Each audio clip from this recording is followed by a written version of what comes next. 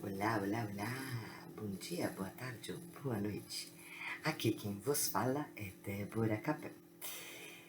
O tema de hoje que eu trago aqui, eu pouco apareço, né? Pouco converso com vocês sobre esse universo de yoga, mas o que aconteceu hoje de manhã me deu muita vontade de começar a trazer esses temas, esses assuntos à tona, né?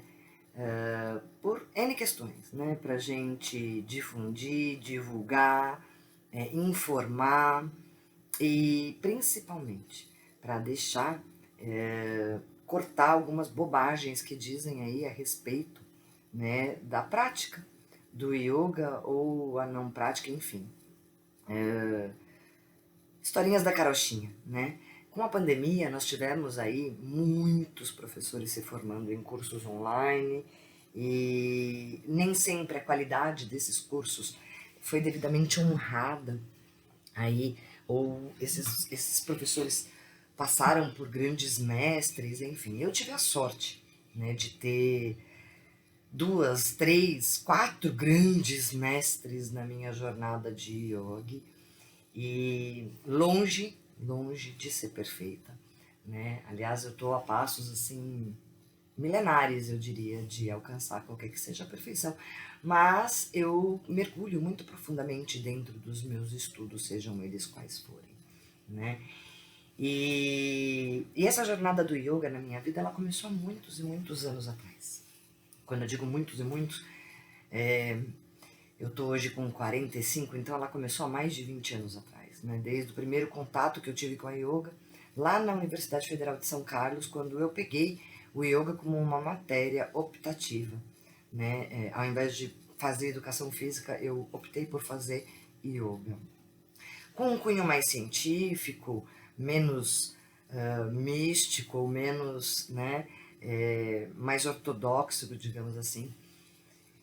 E de lá para cá a jornada foi imensa, né, com algumas paradas no meio desse processo. Eu sempre digo que quando o yoga pica, né, morde a pessoa, ela pode parar por anos, né, mas ela vai retomar os seus estudos e retomar a sua prática lá na frente. Mas o tema que eu venho aqui conversar com você hoje é: por que o yoga transforma? Qual é a mágica do yoga, né? E sim, ele tem uma grande mágica.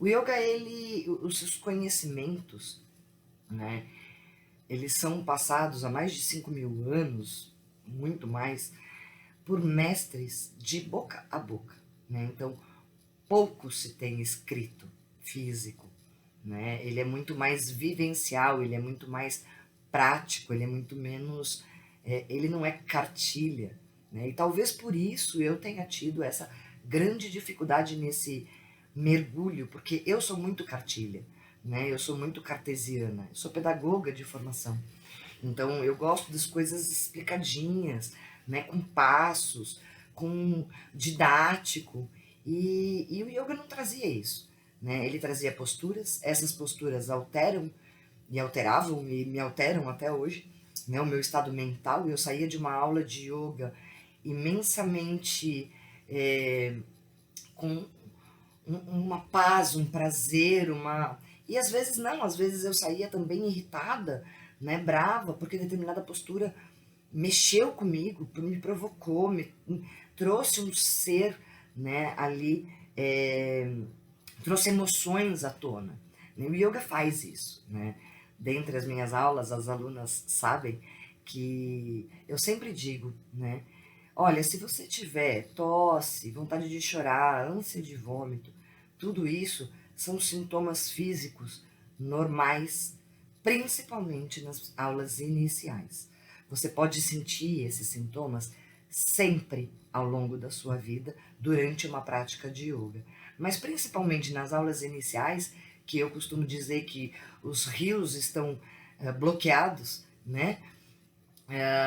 As correntes estão, os afluentes estão cheios de pedras, né, de obstruções, que são as nossas emoções controversas, né, que estão impedindo que o fluxo energético flua de uma forma livre, suave, de uma forma que, como que eu digo, de uma forma, é um rio mesmo, né? Imagina na sua frente um riacho correndo cheio de pedras, né? E a água tentando passar, e a água ela é bem permeável, né? Ela vai nesse rio e ela atravessa as pedras, atravessa esses obstáculos e faz com que ela é bem permeável, enfim, ela flui. Né? Mas quando ele está com muitas pedras, ele está muito obstruído, imagina que você tire uma grande pedra. A água vai com maior potência, com maior vontade, com maior velocidade, né? E quando a gente tira essa pedra e essa emoção consegue fluir de uma forma melhor e mais dinâmica, isso se expressa no nosso corpo físico de uma forma muito sutil, através de uma emoção, através de um choro, através de uma ânsia, através de, enfim, N sentimentos e percepções físicas, né, que são alteradas diante de uma prática, por conta disso, por conta da energia fluir de uma forma mais eficaz, né, mais dinâmica, digamos assim. E hoje, né, eu me deparei com uma guria na internet. Vou colocar aqui para vocês o que ela diz, que eu achei praticamente uma blasfêmia, né? Ela coloca que o yoga ele é uma questão meramente um auxílio meditativo, né? E que nada tem a ver com os chakras, que as glândulas endócrinas não tem nada a ver com isso. Meu Deus, quando eu li isso, eu quis. O meu coração chegou a palpitar. Por quê? Né? Enfim, troquei ideia com essa moça, ela acabou me bloqueando no final, porque é assim que as pessoas reagem, né? Diante de dados e fatos, né? Não existe argumentos. E aí ela preferiu me bloquear na rede.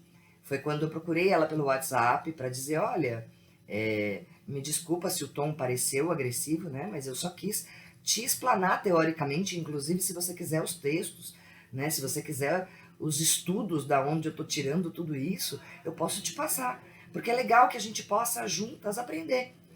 Mas enfim, não foi desta forma que esta pessoa, esta professora viu, né? Ela viu isso como um ato agressivo e achou que eu estava impondo a minha verdade, quando não existe a minha verdade, né? O que ela falou é a mesma coisa que falar que o ar que a gente respira não existe, simplesmente porque a gente não o vê, né? E que quem fala que o ar existe é um louco, é um místico, né?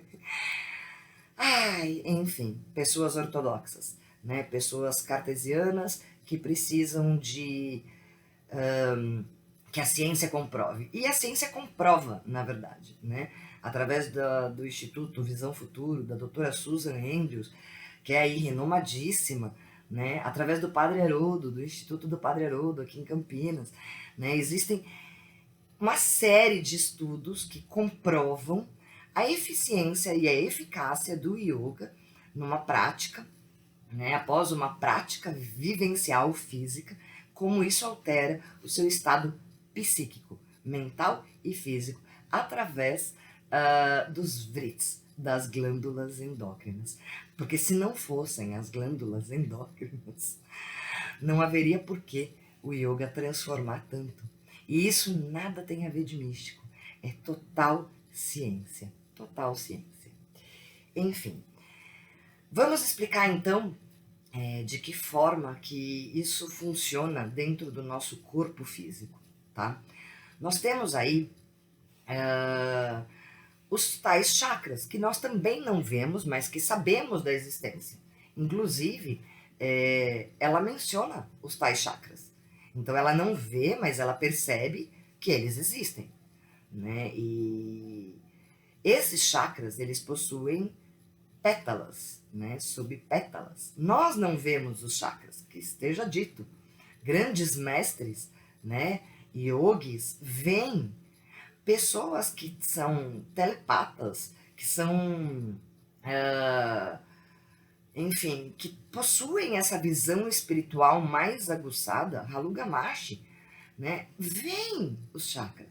Então eles existem.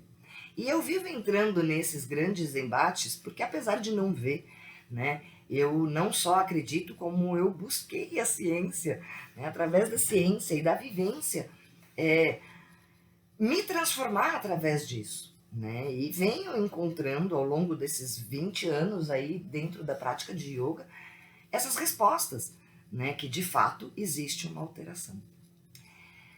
Cada um desses chakras, eles são formados por pétalas, e essas pétalas, cada pétala ela tem um sentimento envolvido, uma emoção envolvida, né? Nós chamamos isso dentro da yoga de vrits, né? Os vrits. Quem são os vrits? Os vrits são as emoções que esses chakras são responsáveis. Então, assim, nós temos alguns vrits, nós temos 50 vrits ao longo do nosso canal energético. Vamos retomar alguns pontos. O ar que a gente respira, a gente não vê, mas a gente sabe que esse ar existe. Os chakras, quer você acredite ou não na existência deles, tal como a lei da gravidade. Se você pular de um prédio de 50 andares, você vai cair lá embaixo e vai morrer. Quer você acredite na lei da gravidade ou não. Ou seja, eles existem, eles estão aí para nos dar um norte, né? E para nos provar de que é capaz, sim, nós somos capazes de alterar os nossos estados mentais. A yoga ela não existe com um cunho só meditativo. O objetivo final da yoga, sim, é a meditação. Né? Todas aquelas posturas lindas, os asanas, que é uma partezinha pequena da yoga, ele nos ajuda e nos auxilia a ter um corpo mais flexível, né? Para que a gente consiga ficar no estado de permanência dentro de uma prática meditativa. É para isso que ele existe. Né? Mas não só, ele também existe para sim, para amassar, para produzir dentro das nossas glândulas, né? E por isso cada um dos chakras é responsável por cada uma das glândulas. Justamente essas alterações, esses estados psíquicos. Basicamente, é isso. Então é como se nós tivéssemos 50 tons de emoções dentro do nosso corpo, né? Então eu tô lá triste, ou eu tô lá num estado deprimido. Eu vou para uma prática de yoga e eu saio de lá melhor. Eu saio mais leve, eu saio fluida, eu saio com as minhas emoções mais trabalhadas, ou eu trabalho dentro da própria sala de aula, né, quando as emoções vêm. Ou eu saio de lá e fico num estado melhor. Eu não conheço ninguém que tenha saído de uma sala de yoga pior do que entrou. Ao contrário, sou professora aqui na minha cidade, em vários lugares diferentes, né? Tenho aí milhares de alunas que passaram ou que passam pelas minhas aulas todos os dias e já fui, né, aluna em algum momento da minha vida.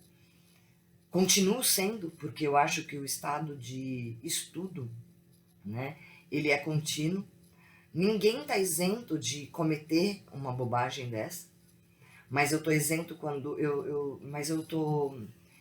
tenho um real problema quando eu não tenho a humildade de aceitar. O que esta professora me falou posteriormente foi que eu deveria aceitar a posição dela, e sim, eu aceito. Que ela não tem nada de místico. Que ela vê o yoga pelo yoga, ela é uma professora de educação física, e tudo bem. E ok, você pode ser, né? O que você não pode negar é que os chakras existam, que a ação sobre as glândulas endócrinas existam, que a lei da gravidade existe e que o ar que a gente respira existe. Isso são coisas que não dá para negar. Ou se você quiser negar, ok, fique à vontade. Eles vão continuar agindo sobre a sua vida?